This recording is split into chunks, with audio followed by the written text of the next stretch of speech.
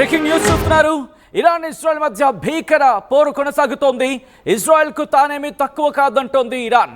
Israel టార్గెట్గా 100కు పైగా Iran మిసైల్స్ను ప్రయోగించింది. Iran missiles దాడిలో టెల్ అవీవ్ ధ్వంసమైంది. ఇరాన్ మిసైల్స్ ముందు చిన్నపోయాయి. ఇజ్రాయెల్ ఐరన్ డోమ్ మరి ముఖ్యంగా పౌరుల నివాసాల టార్గెట్గా ఇరాన్ దాడులకు పాల్పడింది. ఇరాన్ దాడిలో 30 మందికి పైగా చనిపోయినట్లు ఇజ్రాయెల్ స్వయంగా ప్రకటించింది. ఇరాన్ దాడులతో బిక్కుబిక్కుమంటూ బతుకుతున్నారు ఇప్పుడు ఇజ్రాయెల్ వాసులు. భయంతో బంకర్లోకి పరుగులు పెడుతున్నారు జనం అంటే అర్థం చేసుకోవచ్చు అక్కడ ఎటువంటి పరిస్థితులు ఉన్నాయనేది. ఒకసారి ఆ విజువల్స్ చూద్దాం.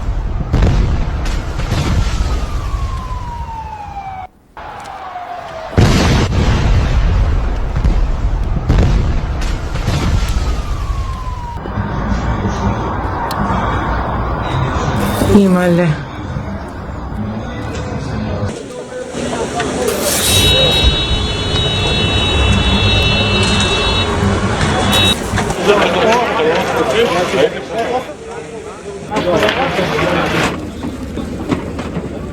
ఇరాన్ ఇజ్రాయెల్ మధ్య యుద్ధం పతాక స్థాయికి చేరుకుంటుంది. ఒకరి మీద ఒకరు దాడులు చేసుకుంటూ ఆ సిచ్యువేషన్ ఎంత పతాక శీర్షకు చేరిందంటే టెల్ అవీవ్కి సంబంధించి నిన్న జరిగిన దాడులు ఒక్కసారిగా ఉద్రిక్త వాతావరణానికి దారితీశాయి. మరి ముఖ్యంగా పోర్టులకు సంబంధించి పోర్టులే కేంద్రంగా ఇద్దరికిద్దరు కూడా ఇటు ఇరాన్ ఇజ్రాయెల్ ఇద్దరికిద్దరు కూడా తామేమీ తక్కువ కాదన్న రీతిలో ఒకరి మీద ఒకరు దాడులు చేసుకున్న పరిస్థితి. యుద్ధ వాతావరణం స్థాయికి చేరుకుంటోంది. మరి ముఖ్యంగా టెహ్రాన్లో కారు బాంబులు, 6 అణు శాస్త్రవేత్తల మరణం తర్వాత ఇప్పుడు ఈ ఘటన మరింత సంచలనంగా మారింది. ఎందుకంటే ఇంధన కేంద్రాలపై ఇజ్రాయెల్ దాడులకు పాల్పడుతోంది. ఇరాన్లోని అతిపెద్ద ఎలక్ట్రానిక్స్ ఉత్పత్తుల ప్రాంగణం పైన కూడా దాడులకు పాల్పడింది ఇజ్రాయెల్. దాంతోపాటు ఇటు ఇజ్రాయెల్కి సంబంధించి ఇజ్రాయెల్ మీద కూడా అదే స్థాయిలో దాడులకు దిగింది ఇరాన్.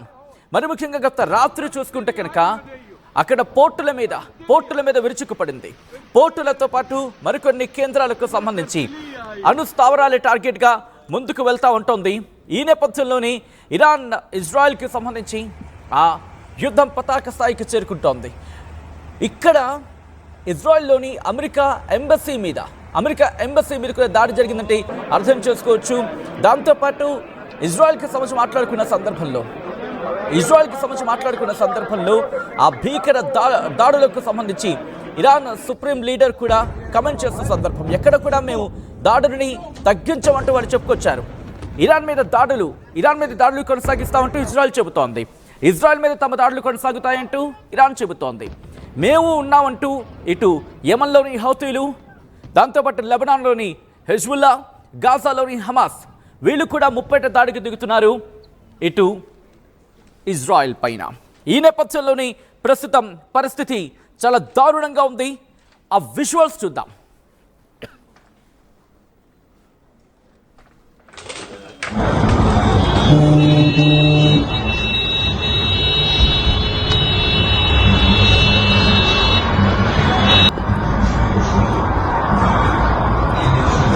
Male.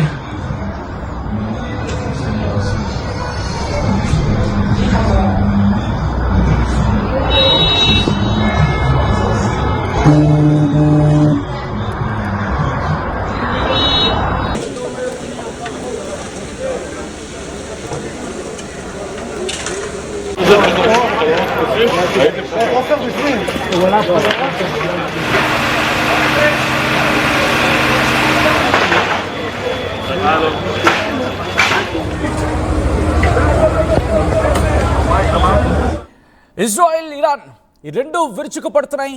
ఒకదాని మీద ఒకటి దాడులకు పాల్పడుతున్నాయి. నిన్న రాత్రి 100 మిసైళ్లతో ఒక్కసారిగా దాడులకు దిగింది ఇరాన్ ఇజ్రాయెల్ మీద.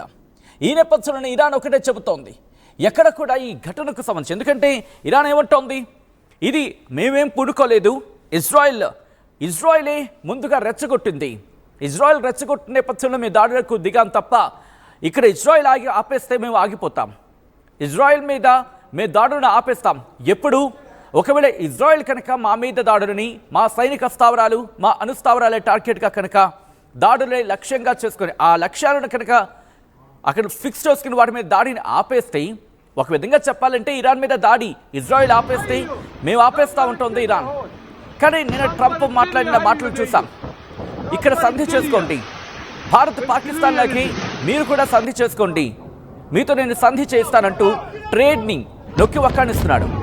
ఒకవేళ మీరు కనుక ఒప్పుకోకపోతే మీ మీద కూడా ట్రేడ్ వారు సంధిస్తానని అర్థం వచ్చేలా నిన్న ట్వీట్ చేశాడు. కానీ ఇజ్రాయెల్ ఏముంటుంది, ఇజ్రాయెల్కి సంబంధించి ఇరాన్ మీద దాడికి పాల్పడుతూనే ఉంది. At the same time Iran ఏముంటుంది, ఇజ్రాయెల్ని ముందు కంట్రోల్ చేయి, నీకు ధైర్యం ఉంటే ఇజ్రాయెల్ని కంట్రోల్ చేయి, ఎందుకంటే నీ మాట ఇజ్రాయెల్ వినదా, నువ్వు వెనకాల ఉండి నడిపిస్తే కదా ఇజ్రాయెల్ మా మీద దాడులకు పాల్పడుతోంది అనేది ఇరాన్ మాట. బట్ అమెరికా, మరి ముఖ్యంగా ట్రంప్ ఏమంటున్నాడు, అదంతా నాకు సంబంధం లేదు, ఎందుకంటే నిన్న కాకమున్నాం, నిన్న కమెంట్ మనం చూసాం, మీరు సంధి కుదుర్చుకోండి, ఎన్నో ప్రపంచ దేశాల మధ్య యుద్ధాన్ని ఆపేస్తాను, మీ ఇద్దరి మధ్య కూడా యుద్ధాన్ని ఆపేస్తాను, ఎలా ఆపాలో నాకు తెలుసు, గతంలో ఎన్నో ఆపాను, ఇప్పుడు కూడా ఆపుతా అంటూ ట్రంప్ అంటున్నాడు. బట్ అంతకన్నా ముందు మొన్నేమన్నాడు, ఆల్రెడీ 60 రోజులు అయిపోయాయి, 61వ రోజుకు చేరుకుంది, ఒకవేళ మీరు కనుక ఇప్పుడు కనుక ఆగకపోతే ఏమండి ఇరాన్ ఉద్దేశిస్తూ వార్నింగ్ ఇచ్చాడు, నువ్వు కనుక యుద్ధాన్ని ఆపకపోతే దారుణమైన పరిణామాలని నువ్వు భరించాల్సి ఉంటుంది, నా దగ్గర ఒక ప్లాన్ ఉంది, ఆల్రెడీ ఇప్పటికే ప్లాన్ సిద్ధంగా ఉంది, దాడులకు సంబంధించిన ప్లాన్ నా దగ్గర సిద్ధంగా ఉంది, ఏ క్షణానైనా దాన్ని ప్రయోగిస్తాను, ఈసారి కనుక దాడి చేస్తే అత్యంత క్రూరంగా ఉండబోతోంది, అత్యంత దారుణంగా ఉండబోతుందని చెప్పి ఇరాన్ ఉద్దేశించి ఇదే ట్రంప్ చెప్పుకొచ్చాడు. ఓ పక్క దాడి చేస్తా అంటాడు, ఇంకో పక్క మళ్ళీ శాంతి చర్చలు అంటాడు. ఈ నేపథ్యంలో ఇజ్రాయెల్ ఏం చేయబోతోంది, ఇజ్రాయెల్ మనం చూసాం ఇప్పటికీ కీలకమైన వ్యక్తులని లేపేస్తుంది, మరి ముఖ్యంగా గ్యాస్ వార్ చేస్తుందనే చెప్పుకోవాలి. ఆపరేషన్ రైజింగ్ లైన్ పేరిట ఇజ్రాయెల్ ఎటువంటి దాడులకు పాల్పడిందామని చూసాం. ఇజ్రాయెల్ దాడులపై ఇరాన్ కూడా ప్రతిదాడి చేస్తుంది. ఆదివారం కూడా ఇటు గ్యాస్ వార్కి సంబంధించి మాట్లాడుకున్నాం. ఇజ్రాయెల్ సిటీస్లోని ఇరాన్ వైమానిక దాడులకు పాల్పడింది. టెల్ అవీవ్కి సంబంధించి ఎయిర్ రైడ్ సైన్యంలో మోత మోకింది, దీంట్లో చాలామంది మరణించారు. హైఫా నగరంలోని అక్కడ చమురు శుద్ధి కర్మాగారం ఉంటుంది, అది దెబ్బతింది. హైఫా నగరంలోని చమురు శుద్ధి కర్మాగారం, ఎందుకంటే రిమెంబర్ ఇరాన్ మీద ఇజ్రాయెల్ గ్యాస్ స్టేషన్స్ మీద దాడి చేస్తుంది, నేను మీకు గుర్తుంది కదా. సో నిన్న కౌంటర్గా ఇరాన్ కూడా ఇజ్రాయెల్లోని గ్యాస్ స్టేషన్స్ కావచ్చు, లేకపోతే గ్యాస్ ఫెసిలిటీస్ కావచ్చు, లేకపోతే ఫ్యూయల్ ఫెసిలిటీస్, మరి ముఖ్యంగా న్యూక్లియర్ ఫెసిలిటీస్ గురించి మాట్లాడుకున్న సందర్భంలో అవన్నీ పక్కన పెడితే ఈ గ్యాస్ వార్కి సంబంధించి మాట్లాడుకున్న సందర్భం ఎక్కడేం చేస్తుందంటే హైఫా నగరంలోని చమురు శుద్ధి కర్మాగారం మీద దాడి చేస్తుంది. ఈ దాడి ఫలితంగా చమురు శుద్ధి కర్మాగారం, దానికి సంబంధించిన పైప్ లైన్లు, ట్రాన్స్మిషన్ లైన్స్ అన్నీ కూడా పూర్తిగా ధ్వంసం అయిపోయాయి. వీటిని నిర్వహిస్తున్న బజాన్ గ్రూప్ టెల్ అవీవ్ స్టాక్ ఎక్స్చేంజ్కు ఒక నివేదికను ఇచ్చింది అంటూ కూడా చర్చ జరుగుతోంది. ఇక్కడ మరి ముఖ్యంగా చమురు శుద్ధి కర్మాగారం ఉంది కదా, ఇది తన కార్యకలాపాన్ని యథావిధిగా కొనసాగిస్తోంది. అయితే దానికి కనెక్టివిటీలో ఉన్న విభాగాలు ఉంటాయి కదా, అవి ప్రస్తుతం మూతపడ్డాయి అంటూ చర్చ జరుగుతోంది. ఈ ఘటనలోని ఇజ్రాయెల్ ఫైటర్ జెట్ విమానాలకు ఫ్యూయల్ని అందించే కేంద్రాలపై ఇరాన్ మిజైల్స్తో దాడి చేస్తుంది అంటూ కూడా ఇటు పారామిలిటరీ రెవల్యూషనరీ గార్డ్స్ చెప్పుకొచ్చింది ఇరాన్కి సంబంధించి. సో ఇలా అనేకమైన దాడులు, ప్రతి దాడులతో ఇజ్రాయెల్ ఇరాన్ మధ్య బాంబుల మోత మోగుతోంది. ఒకసారి ఎటువంటి దాడులు జరుగుతున్నాయో చూద్దాం.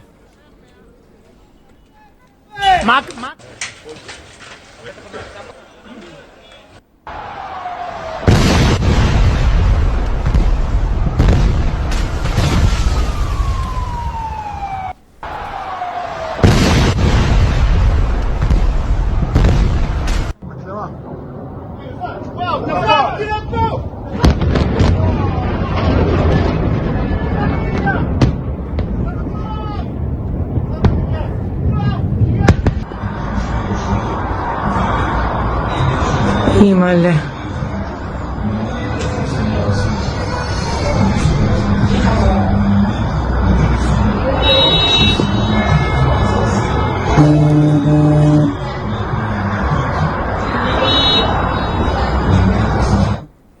మా జోలికొస్తే నీ తాట తీస్తా అంటోంది ఇరాన్. ఎవరికి? ఇజ్రాయెల్కి.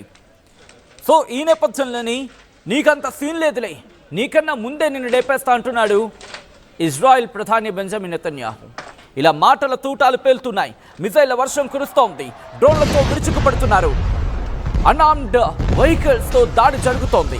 దీంతో పాటు మరీ ముఖ్యంగా గ్యాస్ ఉత్పాదక కేంద్రం దగ్గర మంటలు సంభవించిన పరిస్థితి. ఇటువంటి situations Iran defence head quarter సహా 80 టార్గెట్స్ మీద ఇజ్రాయెల్ డిఫెన్స్ ఫోర్స్ దాడికి దిగింది. ఇజ్రాయెల్కు వ్యతిరేకంగా అక్కడ స్టేట్మెంట్స్తో వెళ్తోంది. ఆ దాడుల్లో మీరు చూస్తున్నారు, భీకర దాడులు జరిగాయి. హైఫా నగరం టార్గెట్గా, మరి ముఖ్యంగా హైఫాలో ఉన్న చమరసిద్ధి కర్మాగారాన్ని టార్గెట్గా దాడులకు దిగింది నిన్న ఇరాన్. ఈ నేపథ్యంలోనే అక్కడ ఎటువంటి పరిస్థితులు ఉన్నాయో చూడొచ్చు. టెల్ అవీవ్కు సంబంధించి ఇజ్రాయెల్ ప్రస్తుతం ఒక భీకర దాడులను ఎదుర్కొంటోంది.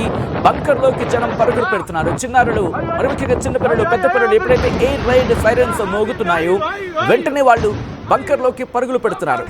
This is the disturbing content, viewer description is advised. ఈ కథను మిమ్మల్ని కాస్త కలవరపరచొచ్చు. దీనికి సంబంధించి తగిన జాగ్రత్తలు తీసుకోవాలని ఆర్టీవీ సూచించడం జరుగుతుంది. ఒకసారి ఎటువంటి దాడులు జరుగుతున్నాయనేది విశ్వాసంతో చూద్దాం.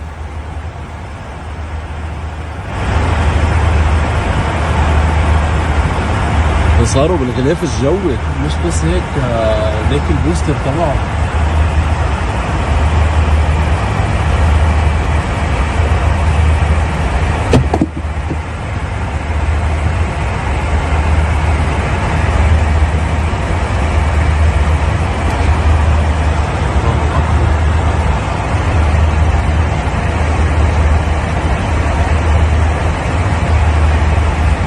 هيك عم يعطوا جول ولا كأنه عم لا